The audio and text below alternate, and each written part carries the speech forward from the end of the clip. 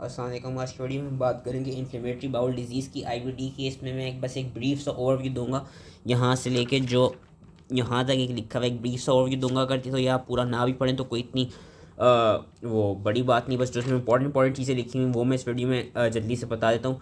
Inflammatory bowel disease का ये पता होना चाहिए कि what is the definition of inflammatory bowel disease. Basically it is a chronic condition resulting from complex interactions between intestinal microbiota, which is your normal gut flora, and host immunity in genetically predisposed individuals, which leads to inappropriate mucosal immune activation।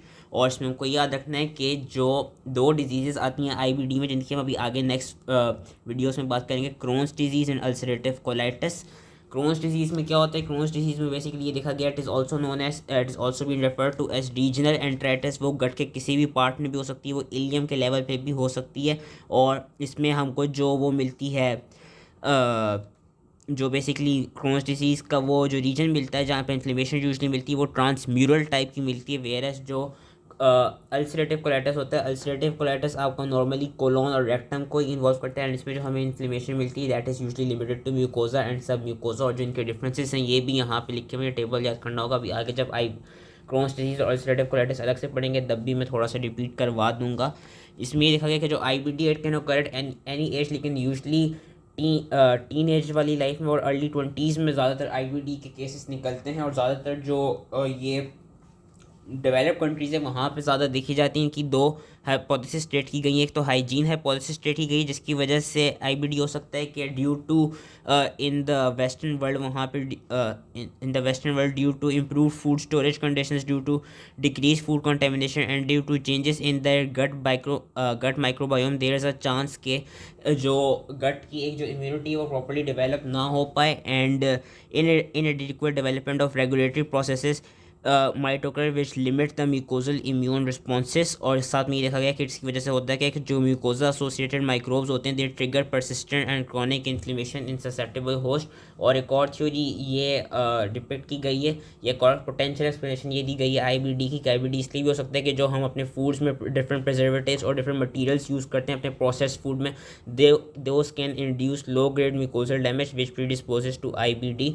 Pathogenesis में भी वही जो इसकी एक definition लिखी हुई है याद रख लेंगे कि it results from a combination of abnormalities in immune regulation, host microbe interactions and epithelial barrier functions in genetically susceptible individuals. Genetically susceptible individuals में जो जीन्स देखी गई है, नॉट 2 देखी गई है कि नॉट 2 में पॉलीमॉर्फिज्म की वजह से ज़्यादातर ये देखा गया है कि क्रोन्स डिजीज़ होती है।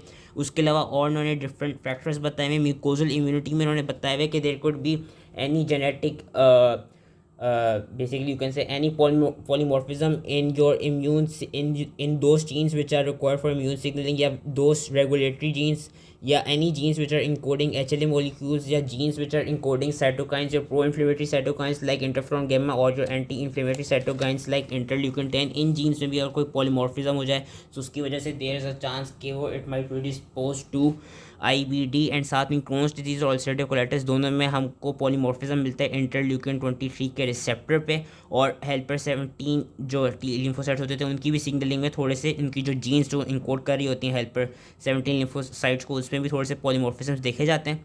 बाद में इन्होंने बताया हुआ है कि autophagy and cellular stress responses के आईबीडी क्यों हो सकते हैं। There might be a defect in autophagy and cellular stress responses, for example ATG16L1 और जो IRGM, ये जो दो जीन्स थी, अगर इनके नाम नहीं भी याद होते तो कोई बात नहीं कि इनमें अगर कोई म्यूटेशन आ जाए, सो मोस्ट इंपॉर्टेंटली अगर ATG16L1 में कोई म्यूटेशन आ जाए तो उसकी वजह से ऑटोफेगोसोम की फॉर्मेशन नहीं हो पाएगी, जिसकी वजह से ऑटोफेजी नहीं हो पाएगी। और क्रोन्स डिजीज में ज़्यादातर यही होता है कि ATG16L1 की म्यूटेशन हो जाती है जिसकी वजह से ATG16L1 की डिग्रेडेशन नहीं हो पाती, thereby there is limited autophagy and there is also presence of defective Paneth cells. And lastly जिन्होंने एक पॉइंट बताया हुआ वो बताया हुआ होस्ट माइक्रोबियल इंट्रैक्शंस का, कि लेट सपोज जो हमारा इम्यून रिस्पॉन्स है वो प्रॉपर्ली रेगुलेट ना कर पाए, नॉर्मली रेगुलेट करने लग जाए, जिसकी वजह से जो हमारा गट फ्लोरा है वहाँ पे क्या हो जाए, वहाँ पे डिसबायोसिस का प्रोसेस हो जाए। जो हमारा नॉर्मल गट फ्लोरा रिक्वायर्ड था इम्यूनिटी के लिए वो ख़त्म हो जाए, किसी भी रीजन की वजह से उसकी डाइवर्सिटी जो है वो ख़त्म हो जाए,